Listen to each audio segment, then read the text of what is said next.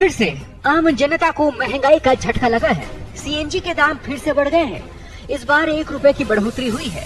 अब दिल्ली एनसीआर में सीएनजी की कीमत 79 रुपए 9 पैसे प्रति किलोग्राम से बढ़कर 80 रुपए 9 पैसे प्रति किलोग्राम हो गई है। ये नई दरें आज से ही लागू हो गई हैं। आपको बता दें कि अभी 2 दिन पहले ही सीएनजी के दाम में 2 रुपए की बढ़ोतरी हो गई थी। अब फिर से सीएनजी के दाम बढ़ने से लोगों पर महंगाई की डबल मार पड़ गई है। सीएनजी के दाम बढ़ने से सबसे ज्यादा असर ऑटो, कैब और निजी वाहन चालकों पर होगा।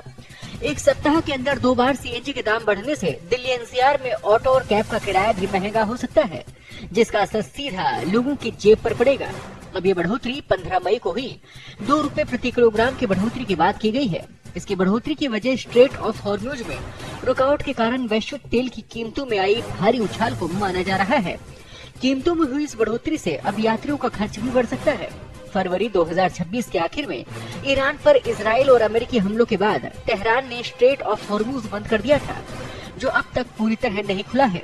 इससे तेल गैस की सप्लाई प्रभावित हुई है। जिन देशों पर इसका असर पड़ा उनमें भारत भी शामिल है। वहीं कच्चे तेल के दामों में जोरदार उछाल आया है। आयात पर बहुत अधिक निर्भर होने के कारण भारत की स्थिति और भी ज्यादा नाजुक हो गई है। नतीजे में सरकार ने पेट्रोल डीजल के दाम 3-3 रुपए बढ़ा दिए हैं। 1 मई को कमर्शियल सिलेंडर में 993 रुपए की बढ़ोतरी हुई है। 7 मई कंप्रेस्ड नेचुरल गैस के रेट में 2 रुपए प्रति किलोग्राम बढ़े और शुक्रवार को पेट्रोल और डीजल में 3-3 रुपए की बढ़ोतरी की गई। अब एक बार फिर से सीएनजी के दामों में बढ़ोतरी 15 दिनों में इन 3 अहम वस्तुओं के रेट में बढ़ोतरी ने महंगाई को बढ़ा दिया है। तेल की आग से अब घर का बजट और भी झुलसेगा। रसोई से लेकर होटल रेस्टोरेंट में रहना और खाना, सफर सब महंगा हो जाएगा। हालांकि पेट्रोलियम मंत्रालय ने 4 साल के बाद पेट्रोल और डीजल की रेट में बढ़ोतरी की है।